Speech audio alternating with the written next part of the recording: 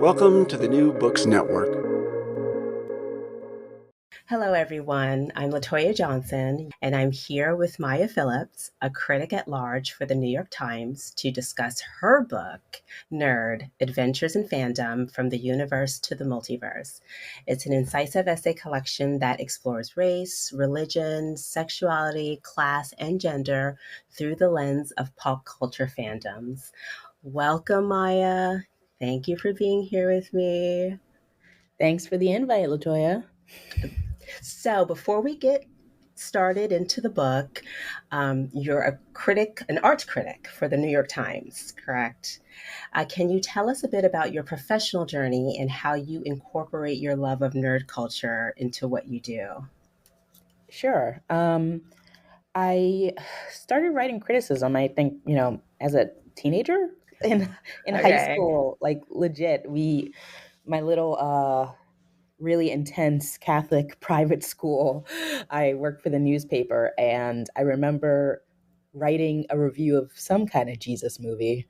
And of course, I wasn't allowed to say anything bad because it was Jesus, but Mhm. I really enjoyed writing about like everything kind of arts and lifestyle in my little high school. Uh, and I continued on through college, again, like doing reviews. I found that like theater was my thing that I was really particularly interested in.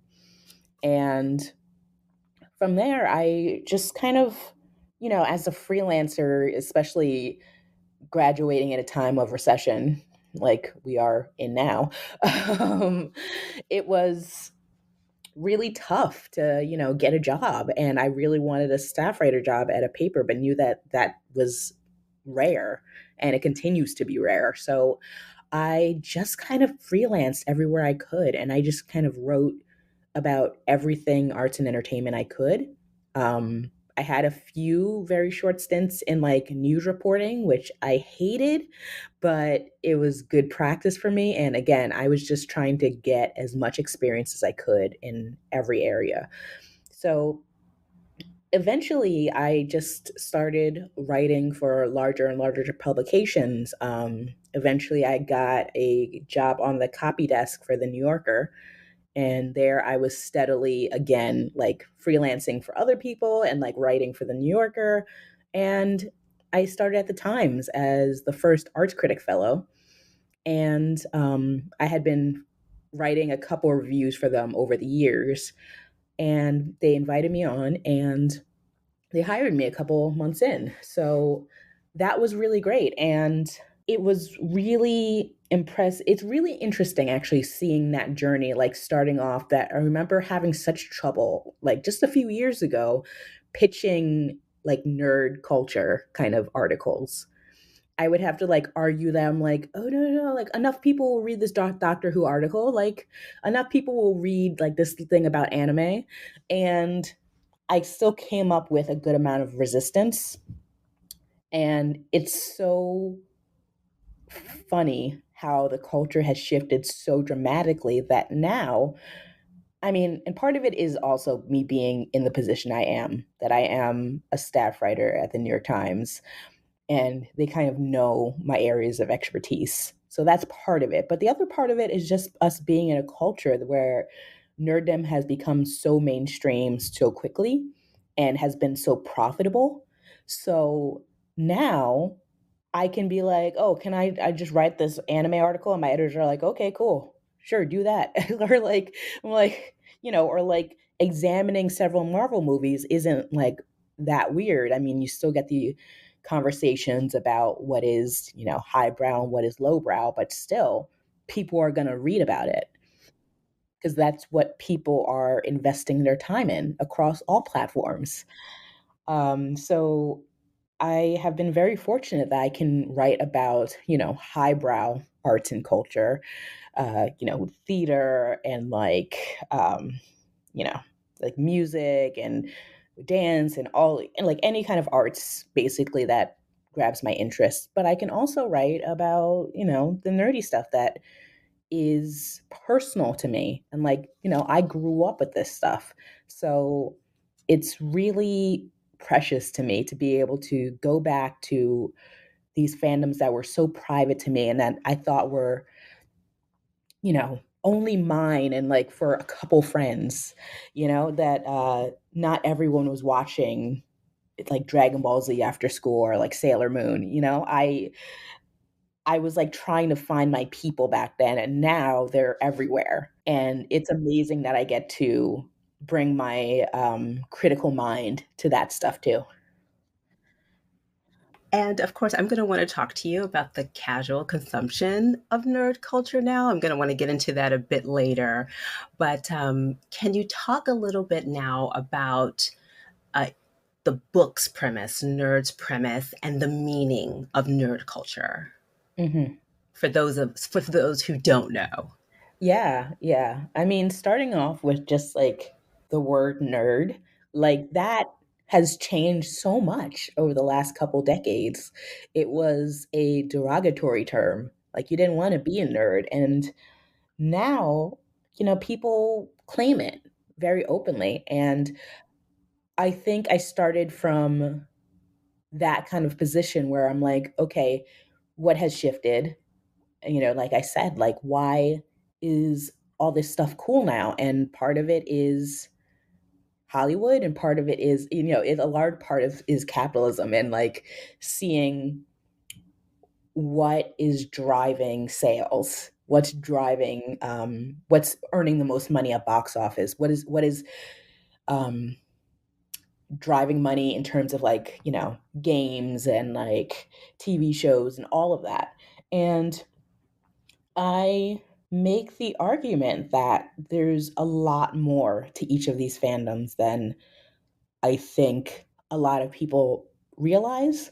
Like, even though these fandoms are making a lot of money and they're more popular, I think there's still that, there's still that understanding of them as being, as I said, like, low art forms, that they're just entertainment. And I hate that kind of term, like it's just entertainment. Because I get that a lot as a critic, like people saying, like, why can't you just enjoy it? Like, why can't this is just like supposed to be fun? And that doesn't mean it has to be stupid. It doesn't mean it has to be shallow. And that's what I want to look through in, or that's what I do look through in the book, that I take a lot of popular fandoms and a lot of things that stuck out to me when I was a kid, and I'm like, well, let me look at this and its intersection with race. Let me look at the intersection with like religion and identity and gender. Like all of this stuff is in these TV shows and movies and books. We just tend to disregard them. Yes, yes. I'm so glad that you mentioned that the fandom is a lot more than the entertainment because in your writing, you make it clear that you are a connoisseur of the culture, of the fun, but you're not blindly devoted to it. As I was reading your essays, Gotham City, Star City, and Metropolis, USA, and the birth of the Black hero, you write about the superhero mythology and the socio-political themes around it, which is incredibly interesting. Do you remember the moment when you first acknowledged that Star Wars and the MCU and DCU and the comics and anime and all of the materials were reflecting what was going on socially? Like, do you remember that moment when you pinpointed, like, oh my God, like, this is saying something socioculturally about what's happening? I don't know if there was a specific instance, honestly. Um, it was actually really interesting with this book that, being a critic now, like when I first encountered all this stuff, I wasn't thinking about any of that. Like I was a kid. I was just watching, like as entertainment. Like it was fun. And I think it wasn't until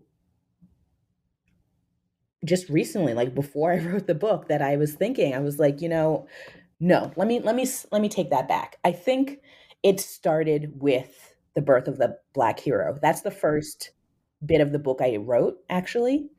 That's like that was in my book proposal, the first chunk of that essay. And I think that was my entry point because I think there was that big shift with Black heroes in particular that we started seeing, that there was this emphasis on like Black Panther, and there was Luke Cage, and then we had the Black Lightning. Like it. We had, and of course there had been others before. Like there'd always been Storm and Blade and like you know various other heroes, but suddenly it struck me that watching these shows when I was a kid, I didn't see myself as often. And it made me think about how these fandoms depict race. Um, and I think it also came up for me thinking about anime, like being very young and not being able to articulate what the difference between like Sailor Moon and Dragon Ball Z was, but how my classmates responded to it in terms of like my female classmates versus my male classmates. There was a very clear division there. And I thinking about anime and like what characters I admired, and I remember wishing so hard there was a Black Sailor Scout, Like I remember wishing that I could be a Sailor Scout and that like I could be a card captor, but there were never any Black characters in anime, or very rarely. And I was just going back to those thoughts I had, and the seeds of thoughts I had when I was a kid with these fandoms, and being like, okay, what is the larger kind of socio-political argument there? Like from kind of my feelings of unease or confusion or whatever watching these things. And that's where it started. Oh, I love that. It reminded, I had this very interesting experience in the movie theater watching Wakanda Forever with my 8-year-old. And I'm watching her see Shuri and Okoye, and thinking back to your experience when you wrote about seeing Luke Cage, and wondering what things would have been like for you had you been able to see a Black superhero like him at her age, as opposed to just seeing whiteness in the superhero realm.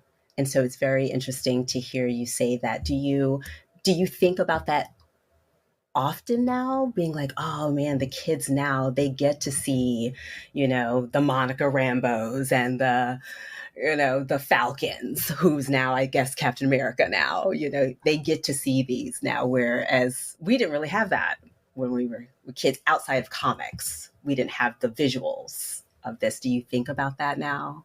Yeah, I think about it like when I go to conventions and I see like little like brown and Black kids in cosplay, and also sidebar, like the idea like cosplay becoming such a thing now, and like how easy it is to just like go to a store and just like get a costume for some kind of obscure, because some of them are kind of obscure, and I'm surprised they get the costumes. Um, like I remember it was so hard to find, like you couldn't find costumes when I was a kid, and I was so sad about that. So like I mean, that's why I still cosplay now, to make up for lost time. But it was that, and it was like Halloween again with the costumes, that I remember I was handing out candy, and there was this young Black girl, and I was looking at her, and I knew she was an anime character. And I was like, oh, what show is that? I don't think I've watched it. It looks familiar, but I don't think I've actually watched the whole show. And I can't remember what the show was for the life of me, but she was telling me about it, and she was talking to me. She's like, at first she was like, "Oh, it's just it's an anime show." Like I wouldn't know. I was like, "I watch a lot of anime. I've been watching anime for before you were born, so like you can talk to me." But it was so great to see that, like that this Black girl was like, "Yes, I'm an anime nerd," and was dressed up, and like that's really cool. Yeah. Yes, speaking of the dressing up in Moon Prism Power makeup, when you're discussing the stereotypical girlhood, womanhood that's desired in specifically manga and anime, you write, more often I cosplay as male characters, but I'm ashamed to admit there are times when I question how well or comfortably I will fit in the mold of the magical girls like the Sailor Scouts and the card captors. Can you expound a little bit more on your personal inner tensions with that? That's funny. It's so weird. I was like, "Oh, I wrote that?" Yeah, no, that's an ongoing Yes, it's a because I highlighted that. that is a very ongoing discussion I have, a dialogue I have with myself and with my friend who is I mentioned her a couple times in the book. Like she's been friends with me for we've been friends for over a decade. We've been friends since college. And we go to New York Comic Con every single year. It's the one time we consistently see each other every year because she lives in Georgia. So we always discuss our cosplay together because we always cosplay as a team. And ever since we started, we have talked about doing a magical girl cosplay. And I always have a hesitation because I always want to do it, but then I'm like, oh, I don't know. Like, that's kind of girly. Like, I don't know if I feel comfortable. Also, I love wearing all gray and black, and their costumes are usually very colorful. And so, like, it's all of that. And I was like, oh, how much frill can I do? I have to go to the bathroom. Like, those bathrooms at Comic Con are always crowded. Like, I don't want to be like dealing with petticoats and stuff. Like, it's all of that. And it's really it becomes really complex because it's also, I mean, it's still tied to my blackness too. It's tied to my body. So it's also looking at these characters and like as a kid being like they were all thin. And actually it's interesting to note looking back at like Sailor Moon Crystal, the way they restyled the animation, that they're that much more looking like Barbie dolls. Like the proportions are very off. And me being like, how are these costumes actually going to fit on me, as like a black woman now? And so all of that is in the background, along with like me thinking what is it to be feminine? What is it to be powerful? And kind of wanting to default to the male characters because that's a more, traditionally like masculine, traditionally like very obviously powerful and a very more readily acceptable way. And I have to constantly fight that. And so that's still in the works. Like me and my friend, we have a plan for a magical girl cosplay coming up. We're working on it, and I am still working out all of that behind it. So it is hard to be a critic. You can't just It's be hard to like, be a oh, critic and love the world, love this whole culture, but have to think about the nuances, yeah, you can't just shut your brain off. Everything becomes about, oh, Mhm, what does this mean politically? What does this mean? Like, mhm, mhm, can't mhm. just put on an Yes. outfit. Like, Mhm. Yeah, can I just put on an outfit and have a good time? And you want to, but as being a critic and being very socially aware of what all of this means. Yeah. Oh my gosh. And speaking of that, it's femininity and powerful and exuding a certain type of power. Um, Nerd was the first time that I had read the term fan service. And it took, yeah, I had never, I was like, this is a very interesting term. What is fan service and what is its connection to the nerd culture? If there, I mean, there is, if you're feminine, there is a very strong connection, but is that something that everyone in the culture is aware of? Maybe not. you know, it's hard for me to tell because I've been in it for so long that I've known the term fan service for a while. I feel like I was using that since I was maybe a teenager or so. And I know it comes up more in like anime, but it definitely comes up in other nerdy contexts too, like, with superhero movies and things. It comes up in video games a lot too, I will say. Um, and it is just okay. Well, it is when a creator. We both took deep breaths. It is when a creator is pandering to the audience in a very clear and obvious and sometimes kind of gross way. And so that can mean in terms of narrative, like I would use that example in Sherlock. There's an episode of the series where they're kind of exploring various scenarios and it kind of like plays with um the kind of like gay undertones between the relationship of Sherlock and Moriarty. So it kind of teases that, and that is a clear fan service episode because fans love shipping and like pairing up characters who are not actually romantically entangled in the series. Yeah, yeah. So that that is that's fan service. Like that it doesn't come naturally from the story, but it is clearly responding to the culture, the fan culture around the series. And when I use say fan service, that comes up a lot, is specifically talking about depictions of bodies and appealing to the sexuality of the viewers. And it's very limiting because you see it all the time with women, like, and you see it all the time with women heroes that like their boobs are falling out, they're wearing these skin tight outfits, and it's just not practical. It's like, how are you going to fight crime in that when you have to worry about your boobies falling out? Like, it doesn't make sense.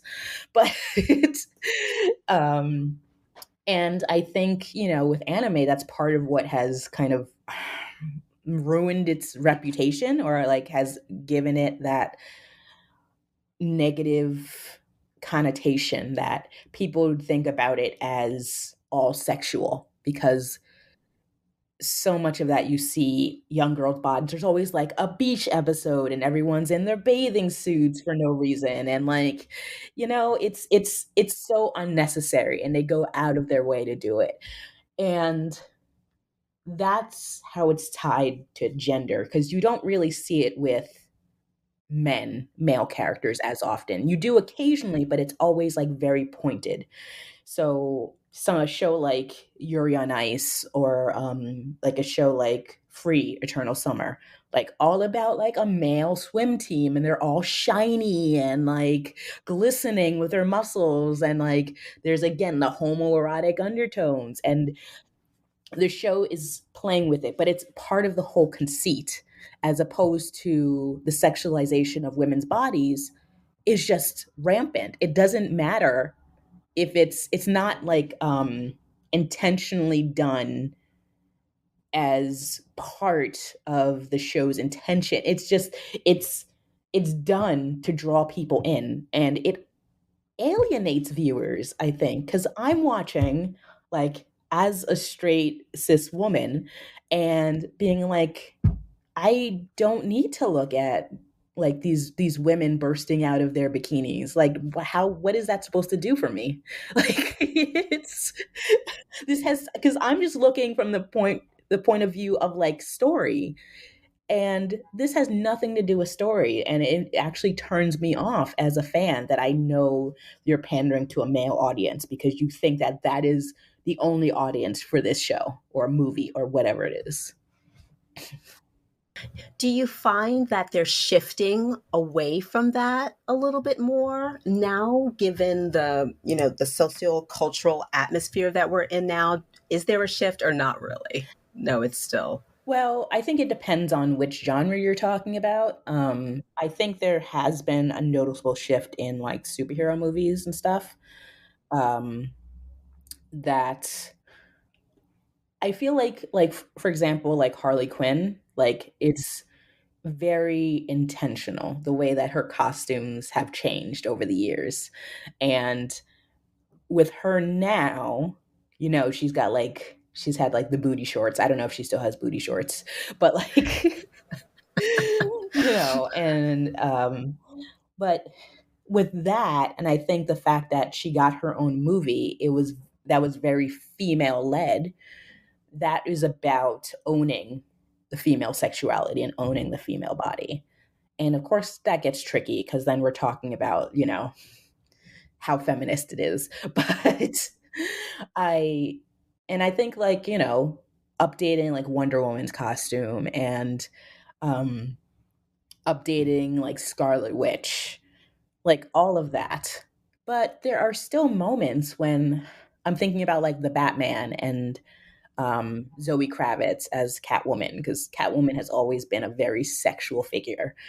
And Halle Berry's Catwoman, I just remember that outfit made no damn sense. I was like, yes, we all recognize Halle Berry is a beautiful woman, but like, what is happening here? But like, But even Michelle Pfeiffer's, even hers had was very sexualized in a way. It cinched to her. yeah. And But like with the Batman, I remember there was one scene where he just is watching her change. And I'm like, what is like, that's unnecessary. Right. Mm-hmm. Yeah.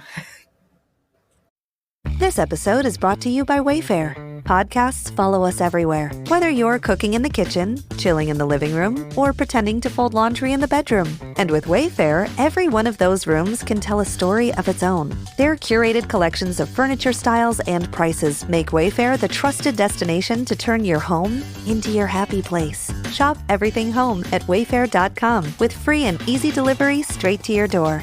Wayfair, every style, every home. Prime delivery is fast. How fast are we talking?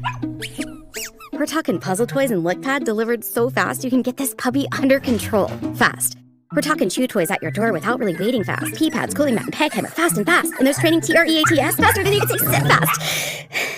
And now we can all relax and order these matching hoodies to get cozy and cute. Fast. Fast free delivery. It's on Prime.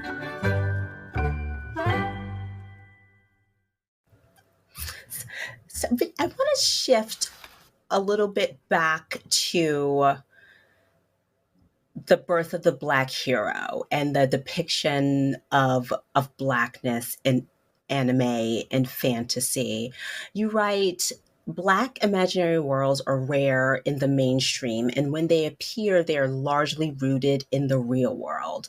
So it seems like they don't have the capacity that Middle Earth or Narnia or Westeros or Hogwarts has, whereas it's that whimsical, that quaint, that magical atmosphere. Can you talk about your experience with that, with the Black fantasy having to be rooted or seemingly having to be rooted in the real world and what's going on politically? Yeah, I mean, it just always feels like there's no true escapism for Black people.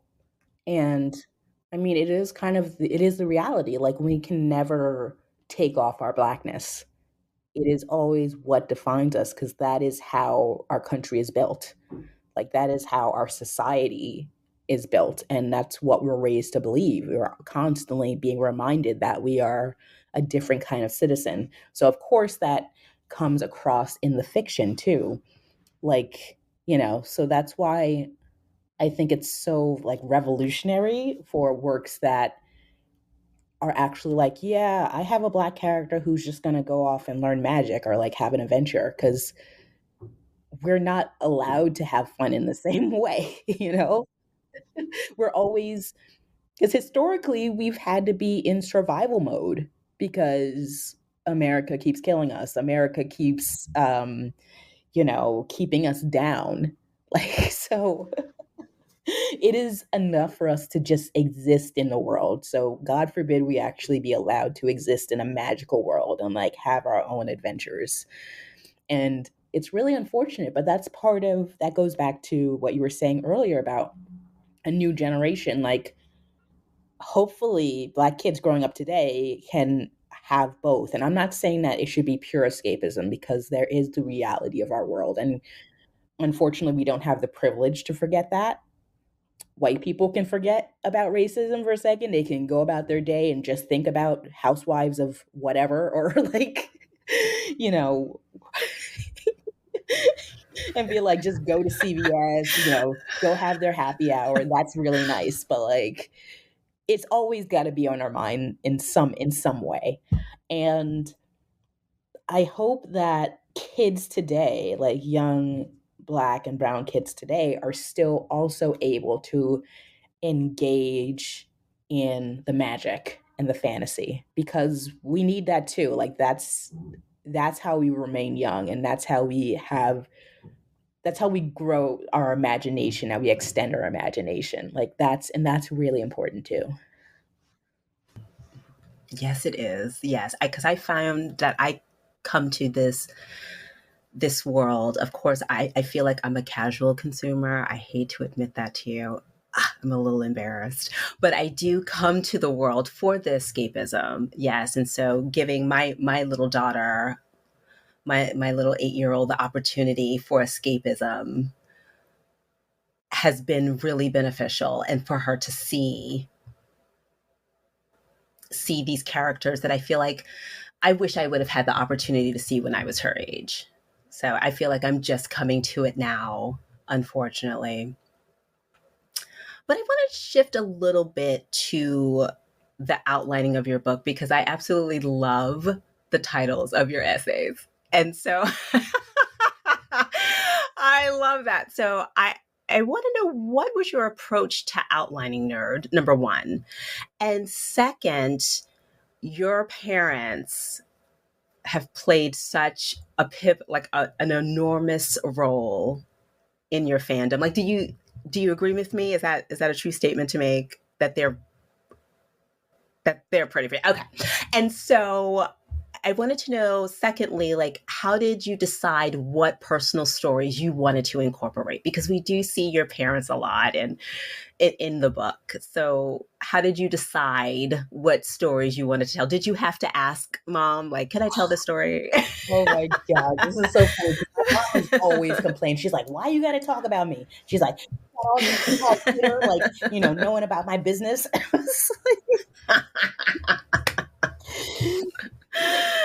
So she's like that. So I mostly just ignore her. But I love that. I love these two parents who, like, basically shared in it with you. They had this little Black girl that loved this world, that loved this culture, and they seem to have wanted to foster it in you as well, especially your dad. So what was the outlining process? And then how did you decide what personal stories you wanted to tell?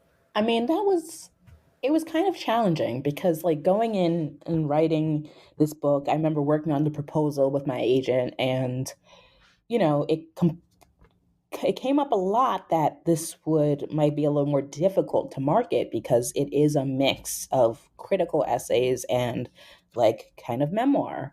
And I wanted to strike just the right balance between the two, because I was interested in both. Like, it's not just about me approaching it as a critic, it is a story of my personal connection to these fandoms. And I think that gives me as a critic a certain kind of currency that, like, the reader, hopefully, if you're a reader who is also really invested in these fandoms, you're not going to come and be like, oh, here's like Miss New York Times critic coming in and like taking apart my things. I'm like, no, I'm in the same boat as you. Like, this is all precious to me too. And it was, I think it was easier in some places than others, that like some fandoms are so inextricably connected to certain stories. Like, I talk about like Mask of the Phantasm and having that memory of going to my parents' friend's house and like watching it. And I always think of that whenever I see or like hear about Mask of the Phantasm.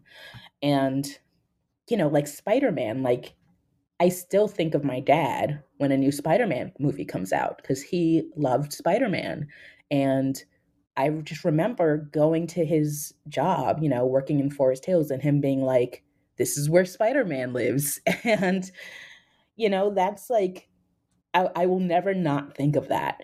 So it was just finding ways to make those connections and make it all kind of flow together. And as for the titles, coming up with the titles was hard. So I'm glad you like them. Especially because it was so, it was really difficult organizing because like it's also, I touch on so many different realms in like each essay. And at first I was like, oh, let me just do like, superheroes in this chapter and anime in this chapter. But there was so much crossover that I was like, you know what? Let me just let it go where it goes. And I tie it together by theme instead of by actual like kind of fandom. So that means I can return to some things more than once. It means I can like talk about how these two totally different things like interact and like are in conversation, and that is more interesting to me because that's a little more dynamic. Was there, because there's so much in here, you touched on that, there is a lot in here, and listen, I've got pages tabbed, I've got things highlighted. Was there anything that you left on the cutting floor that you read now and you're like, man, I wish I would have incorporated that into the book? Was there a story? Was there a perspective that you wrote and you were like, oh, it's not tying into the themes, so I can't use it, but now you're like, I wish I would have incorporated that? It's not so much that as it is finding an endpoint.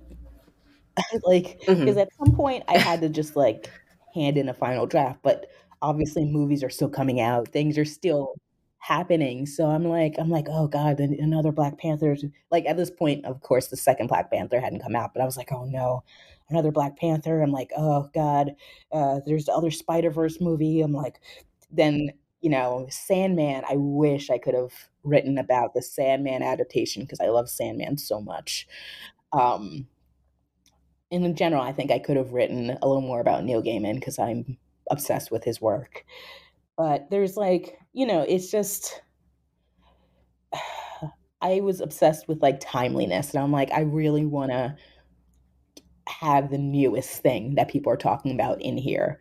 But at some point, then you're just never going to finish the book. So, and that definitely was not happening. I needed to finish this damn book. So, at some point I just had to like, I think I added in one or two last minute references of like things that I had seen like right during the editing process. But I mean, yeah, you just have to stop at some point. Yeah. Was there a favorite essay? Was there something that you were like, I love writing this, I don't want to stop writing this? I think so in the Times review, this was pointed out, Stephanie Burt reviewed it, and she was saying that it is very heavily like the anime chapter goes like pretty hard in, and it's true that I was like, it's rare that I get to go so deep into anime. Like going into Marvel and stuff, like everyone does that now, But like taking apart like gender and like when I started talking about the history and like how we have this idea of anime being so sexual, but then it's actually America played a large part in the way we view Japanese sexuality, just like in the way that we were, uh, our presence there around the war. Like it that is like really fascinating. And I that and like talking about like gender and magical girls and how subversive some of that stuff was, and like people don't even realize like how there were like like queer characters and trans characters, and there were depictions of strong women who were just not really following typical gender norms. Like, that is so cool. And I don't think we talk about it enough. So that's one area that I thought, in large part due to the novelty of being able to write about all that and think about it. Because there are a lot of us, especially the ones who consume the culture casually, that we don't think about anime or manga in that way that those who are in fandom do. And so that was very enlightening to me to read about these characters that I don't interact with on a regular basis. I love that. And speaking of, I want to go back to the casual consumption of the culture. So in Con Crazy, you discuss the change in the fandom, especially you see it especially in the conventions like Comic-Con, and how it's changed over time, and how you have these individuals who aren't in the culture but are very much entertained by it. Do you blame The Big Bang Theory for that? Oh. You don't have to answer that, Maya. But I felt like I had to ask the question. That's funny. I did not. Wow. Because I'm going to be honest with you, I think that a lot of us have come to the culture through that television show. We see these characters, they're making these references. We enjoy the show. We want to know what these references mean. We want to know who these people are. So do you think about that at all? Or I wasn't thinking about that. I was mostly thinking about the fact that once the big companies started coming, then everything changed. Like, I started seeing there would be whole blocks where it would be like the Disney block, like, let's see what's coming out with Disney, or like the what's new with Cartoon Network, and it would just be like several hours where it was just complete promotional content. And I'm not really complaining about that, because it was also cool to see previews of the new things. I mean, it's less cool now because I'm a critic and I can just anyway, but still, it's still fun. But because they will screen whole episodes of things, or like whole chunks of movies, or actual full movies in their entirety. Like, I saw Ghostbusters Afterlife in its entirety at Comic-Con before it was like a week or two or something before it came out. So there's that. But yeah, with Big Bang Theory, I think about it creating an awareness, yes, people of convention culture and fandom, but I don't think it really moved the needle as much. I think there's more of an awareness thing as opposed to people seeing the Big Bang Theory and being like, oh, I'm going to buy tickets to Comic-Con. But it's also interesting, the trajectory of that show and its response. That was so popular and people loved it. And I mean, it's a funny show, but I think it very quickly shifted that all of a sudden everyone was suddenly more woke or more aware, and they were like, oh no, these guys are skeevy, this is not okay. Like, the way they talk to their girlfriends, the way they treat Penny, what is wrong with them? And sometimes how they talk to Raj, the only person of color. Yes. So it became quickly problematic, but I still it's still nice to have on in the background sometimes. Because I do enjoy the references, and my mom still loves it. Like, my mom still loves keeping it on and watching it, because she finds it really funny that she's like, look, they're counting down the days to Comic-Con. That's what you do. And I'm like, yeah, Mom. I know. I feel like I'm so your mother, because that's what I was thinking about as I was reading Con Crazy. I was like, oh, that goes back to where they were sitting around with their laptops, trying to get Comic-Con tickets. That's so real. Yeah, Please don't bring that up. That's some kind of, it gives me some PTSD response. Oh my God. So I thought I'd ask, because when you're referencing, like, all of a sudden we have these casual consumers that are really infiltrating these spaces, I'm wondering if, like, the hardcore fans, if you're wondering, like, where are all these people coming from? Like, all of a sudden they're here. Like, what's provoking all of this? So, and my first thing was to think of The Big Bang Theory. Yeah.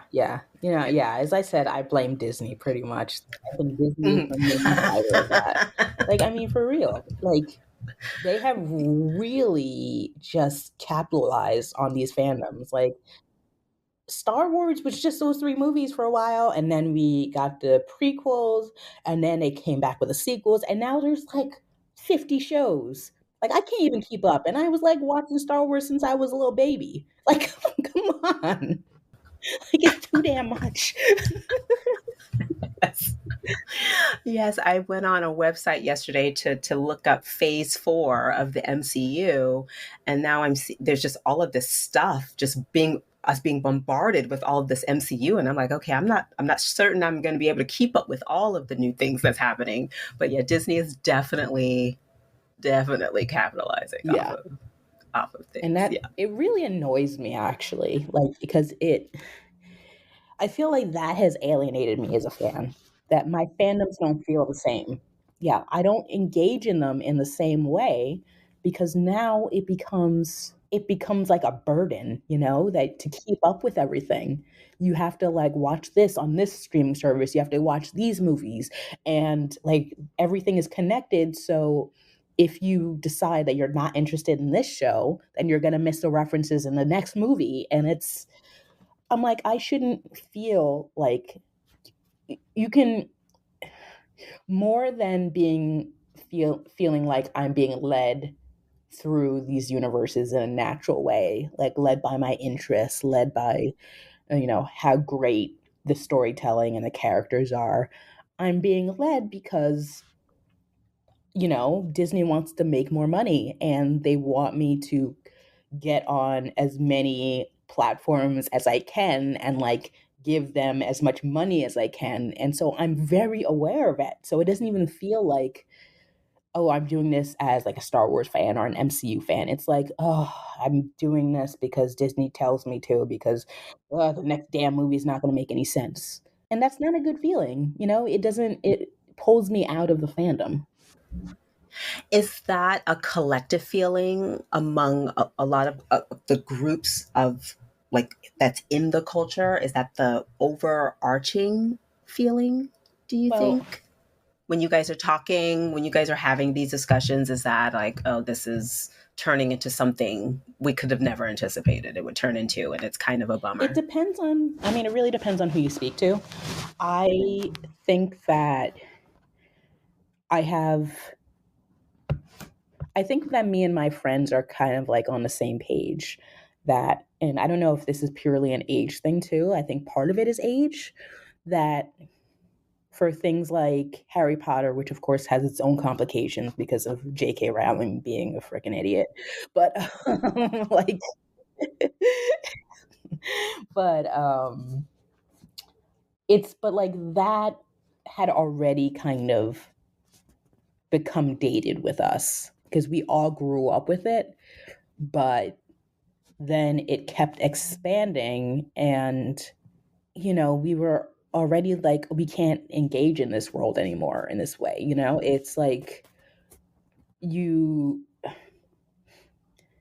at a certain point you kind of evolve past the fandom, and if the fandom is still going, then it's hard. You're like, what do I do with this? Because I have these sweet memories of this fandom, and this was so precious to me, but now it's still ongoing and it's a totally different beast. So like, how do I engage with it now? And then you get this like sense of loss. And I think that like with the MCU, this is the case. With Star Wars, this is the case, that a lot of my friends, again, we were like, we grew up with this stuff and we love it, but like, it has changed and we can't engage with it in the same way, which it is sad, and we both have that. It's like mourning the loss, like mourning. He was like, it's like grieving, like this was like almost like you had like a friendship with this fandom, and now some part of it has changed to the point where it's not recognizable to you. So Do you think that's part of the reason why we have Nerd? Why you've given us this book? Because of you're seeing that shift? Do you feel like you're shifting a little bit out of the fandom? Will you ever shift out of the fandom? Do you think? I know, right? No, I'm gonna always be a nerd, and I'm always going to. Yeah. Okay. Okay. Yeah. No, I'm always going to engage with that, but because it's so large and all encompassing. So even if there are individual properties that I can engage in with the same enthusiasm, um, there's still going to be something new. There's still going to be like season 2 of Sandman coming out, or like, or the ending of Stranger Things, or it's like there's still so many things to look forward to. And there's still creators, like, there's constantly new creators being born. And that's really exciting, that we have all of that. There's always something more. And with that, I wanna just plug the paperback for Nerd rather quickly. Is that coming out this summer? Yes, it Paperback. should. Yes, Yeah. it is coming out sometime this year. I think this summer. I should know that. Yeah. Yeah, I read it was coming out in July. The paperback was coming out in July, but the hardback is still available. Yeah, so please go out and get that. Is there anything else that we should anticipate from you soon? Are we going to get like a second anthology of Nerd, especially after Sandman 2 comes out, or or anything like that? I have several books that I have brewing or partially written or whatever, but I'm also a full-time writer, so like I need to not burn myself out. Plug that too. Yes. Go on over to nyt.com Yes, I definitely do and read Maya. I definitely do want to dive back into talking about fandom, but not just yet, because I just wrote this book. But yeah, I'm still gonna be writing about this stuff for the Times. So yes. Oh, well, thank you so much for taking time out to talk with us, Maya. It's been incredibly enlightening. Nerd is out. Nerd Adventures in Fandom from This Universe to the Multiverse is in hardback. It will be in paperback this summer. So go and get your copies. Thank you, Maya. Thanks.